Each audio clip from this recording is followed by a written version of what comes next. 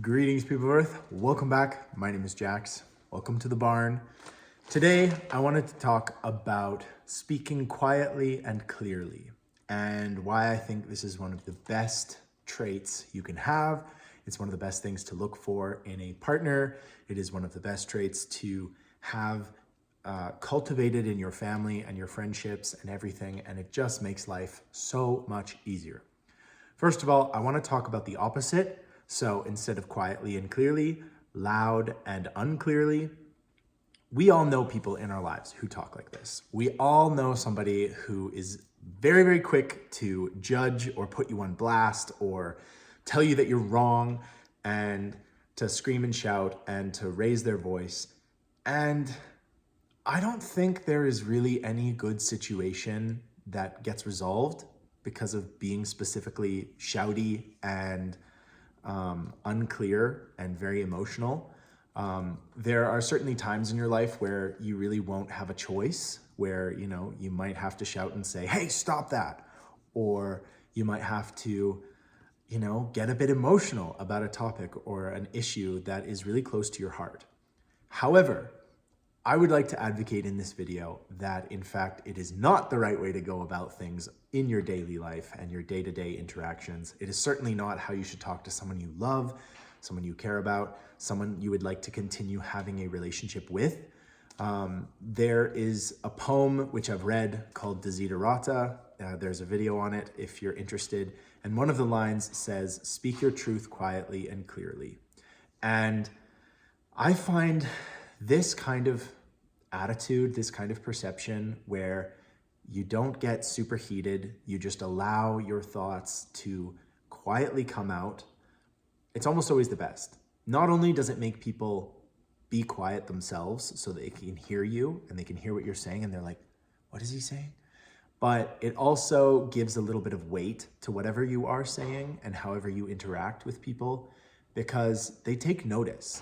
If you're having a debate and you are able to clearly explain your thoughts and your principles and why you believe what you believe, people take note, people listen, and it also lowers the temperature of the room. And hopefully if you're having a big debate about philosophy or religion or LGBT history, whatever it could be any topic on the planet, it could be video games, doesn't matter. If you are able to lower the temperature of the room, you are much more likely to A, convince people that you are right, or convince people of seeing a perspective that maybe they were blind or reluctant to look at. And it also just allows for clear communication. When people start shouting, nobody is learning anything. Like, there is no thought process, there's no nuance or eloquence or ability for them to change their mind. When you start yelling, people tend to dig their feet into the sand and say, I'm not going to move from my position because you're yelling, I'm yelling. It's an unproductive situation. So being able to speak quietly and clearly, it slows down the pace. So hopefully you don't say anything you regret. You don't name call. You don't go to a position that might be indefensible. And it allows people to understand that this is a debate. This is an open exchange of ideas and thoughts. I think a lot of people hear the word debate and they think argument, and an argument is usually hotly contested. There's a lot of emotions. People are emotionally connected to their way of seeing things. And as soon as somebody's like that, it is really hard to convince anybody that they're wrong, or even to convince anybody to see it from your point of view. They might be right, but they don't have to be shouting and name calling in order to present the ideas that they want to present. I know it's not a very popular thought right now. There's a lot of activism in the world. There's a lot of screaming on Twitter. There is a lot of very emotional people on Facebook making those really cringy posts about how you have to believe this or you are supporting the Third Reich. And you don't want that. You do not want a conversation that is not constructive. It wastes your time, it wastes their time, it causes stress. We are just beginning to learn about the negative effects that stress has on our body, our well-being, our health, everything. So by being able to have a conversation with anybody that is quiet and clear, you prevent so much difficulty and heartache and problems. And I can't tell you how many times I've been in a conversation, whether it's a late night party or brunch with friends or communicating with a former partner or anything like that, where just calming down, taking yourself out of the situation for a moment and just realizing, actually, we still really like each other. You know, this debate doesn't have to be the end of our friendship. This conversation about what's going on in the news doesn't have to end what is a really beautiful and nice connection. And it is by speaking clearly and quietly that you can achieve that. I think a lot of us grew up in homes where yelling was kind of the de facto, I'm right, you're wrong. And we've taken that into the public world. We've taken that into our private lives after we've left home. And it's a real issue, because if you have to yell to get your point across, are you really getting your point across? Are you really communicating? And at some point, when it's unclear and it's being yelled, you lose the whole point of what the argument is about. And then it becomes a personal battle, name calling, never speaking to someone again, unfriending someone on Twitter or whatever it is. And I just really advocate for a calm, clear conversation, no matter what it is. There really needs to be some thoughtfulness, and we're all adults. We can all understand that some of these issues are really important to us and they affect people beyond us. You know, when you have a conversation about LGBT or religion or things like that, those are highly debated and questioned things, but they're also someone's life.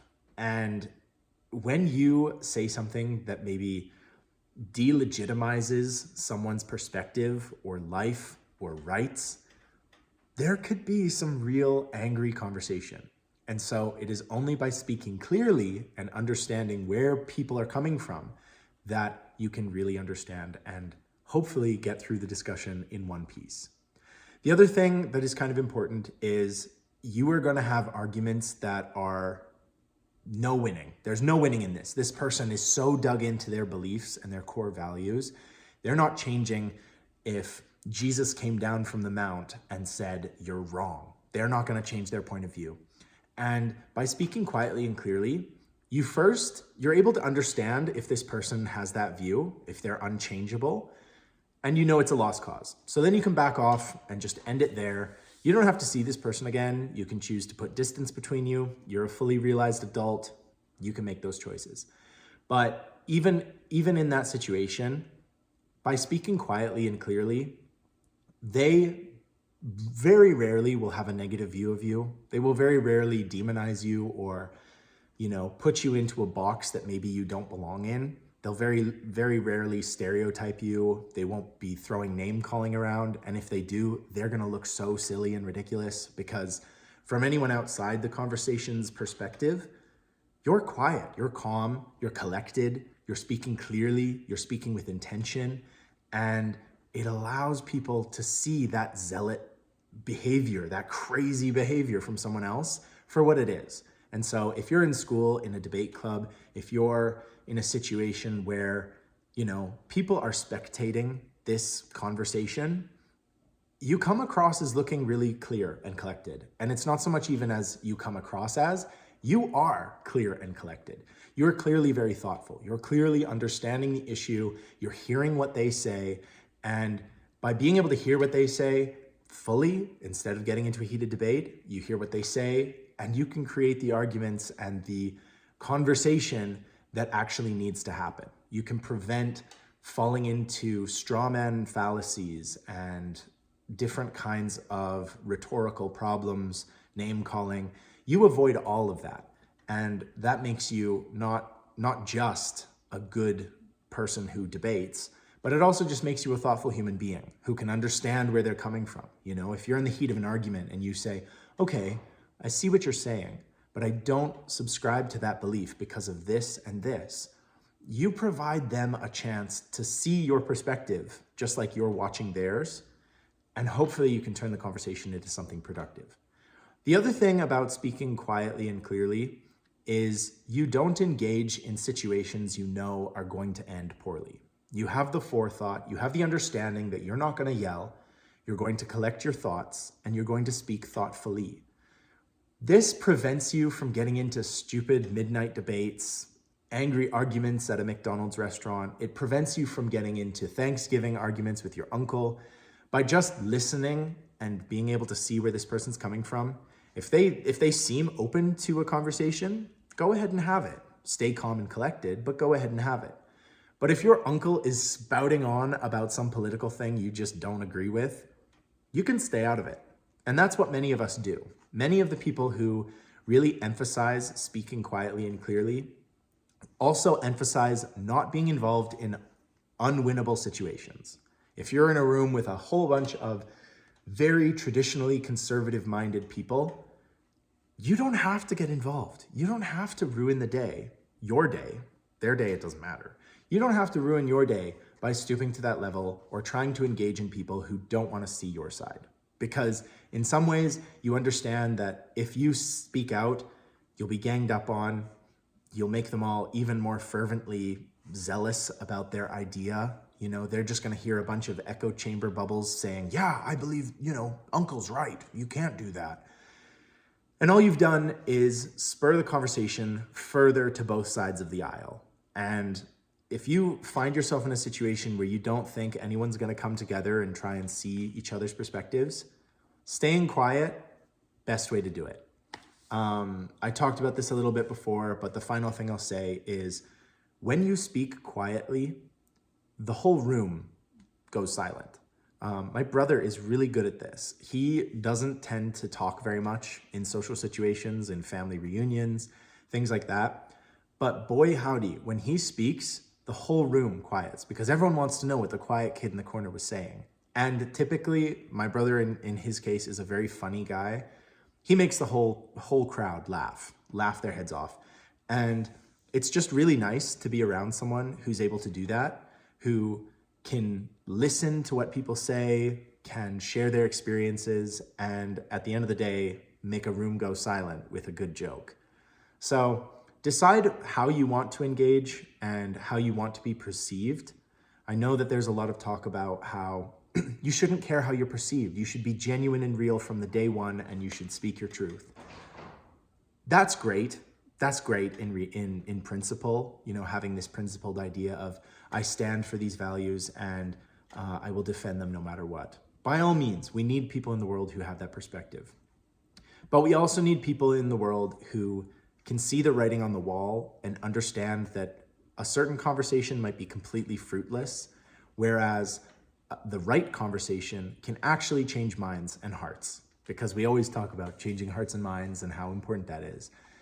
If you speak your truth quietly and clearly, you have done your part, and you do not need to engage in an argument. You do not need to engage in something you know is just going to hurt you physically or mentally. You just don't need it. I think a lot of young men are super interested in getting into a fight and, seeing where it goes. Thankfully, I've never been one to really jump into a fight like that. I can read the wall, read the audience, and basically regulate my behavior accordingly. That's my 2 cents. I'd love to know what you think about speaking quietly and clearly. Are there times where you need to yell? Are there times where you need to shake the house down in order to make change? Probably. I'm not discounting that. But I'm saying for me, as someone who has grown up the way I've grown up and experienced what I've experienced, I have almost always found it better to have a constructive conversation. And if I don't think that's possible, I'll keep my mouth shut. Thank you guys for watching. I gotta start cleaning all of this stuff. I hope you have a beautiful day, week, month, year, whatever you're having. I hope it's amazing. And as always, I will talk to you guys tomorrow.